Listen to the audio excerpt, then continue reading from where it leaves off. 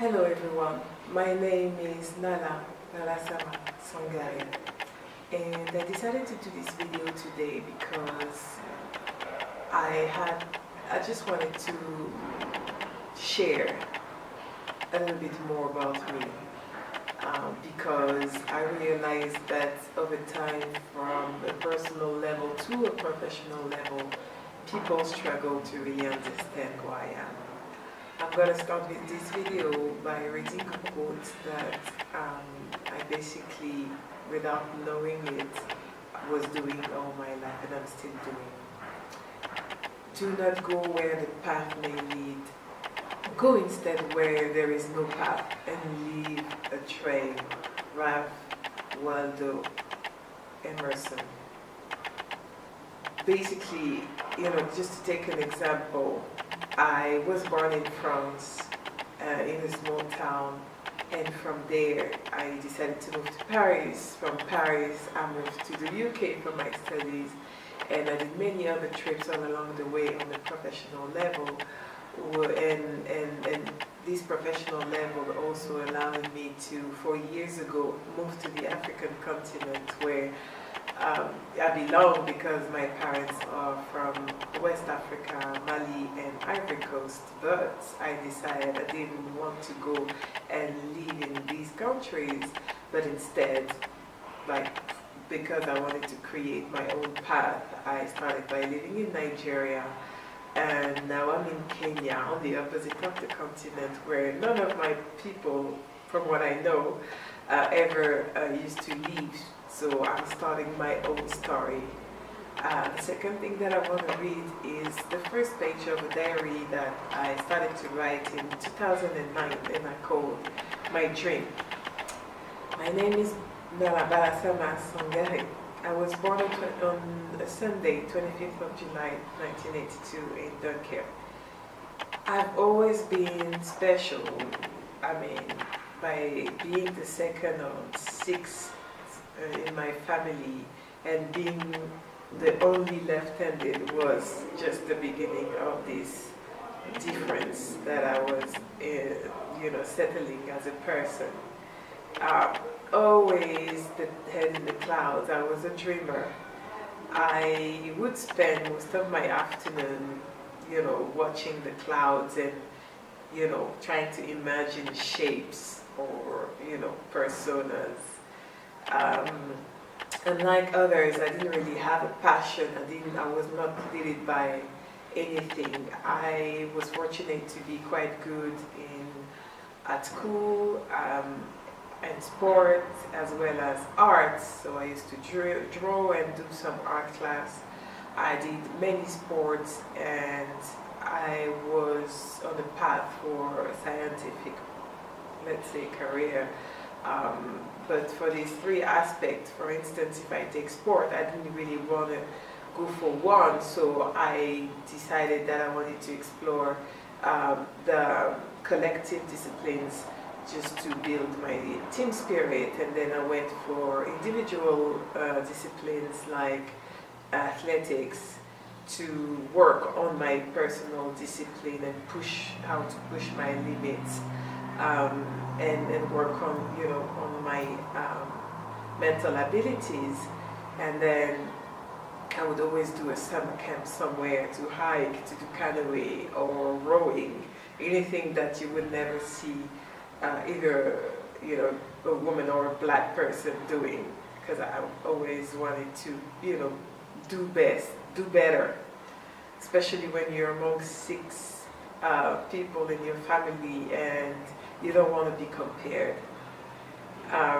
Also, in terms of jobs, oh my God. So basically, I was promised to maybe a scientific career, but unfortunately, along the way, maybe a lack of a role model, I just took a U-turn to business. And I did my first training in the US in 2001. Yes. And I came back the day of the World Trade Center. And this experience allowed me to understand that I needed to go further at school, reason why I then went to the UK to do my bachelor. And And I explored many jobs along the way.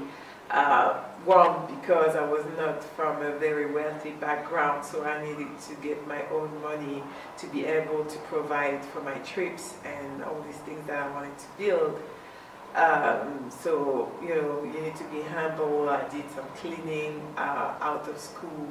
When I was out of school, I would do also like mailbox, jobs, uh, cutting grapes and telemarketing and so many jobs. But I think a very crucial experience of my life made me realize that I needed to, try and understand where I was supposed to be and what I was supposed to do. So I had this appendix that almost made me die in the UK, so I had to come back. I lost everything. I had to start back to square zero back home with my mom. And while I was recovering from my appendix, I was researching online basically on, and I also tried to list all the things that I unconsciously love to do. And I realized that basically beauty was meant to be.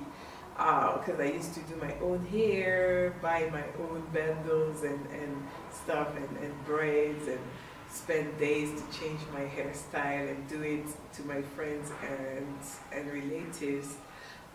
So I decided to do a few trainings to enter the beauty field. And so basically I also, as I've done for sport, wanted to explore the beauty on its own. I was not really into a specific aspect of beauty. I was just passionate and I wanted to explore everything about it. So through trips, so I've done a training in Portugal, to on the field experiences, I managed to build my knowledge about beauty, from wellness to skin to hair, and then finally makeup came to me as well, because someone discovered my skills while I was on the job, and I managed to get these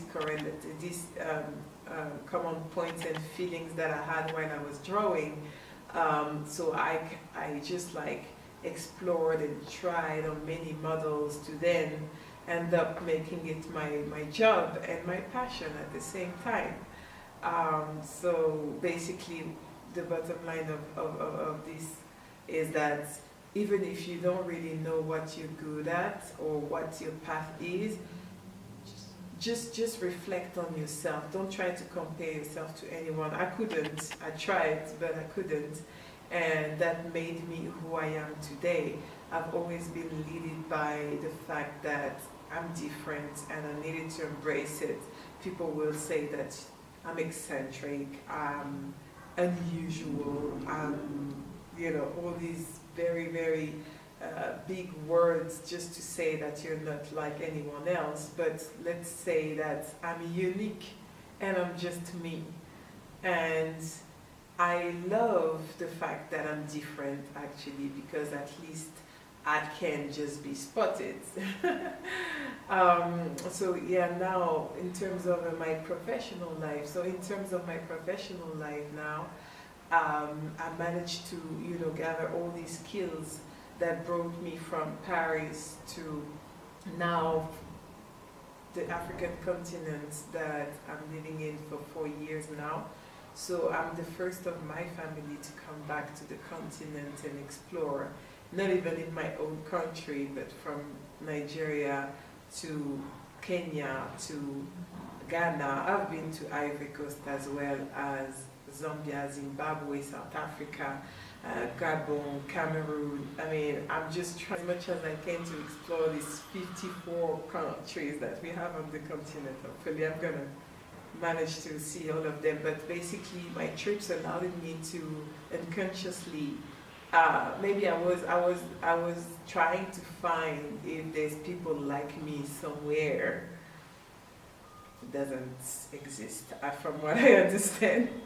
Because when I'm in France, I'm this African queen. When I come to Africa, I'm the African queen, but I'm French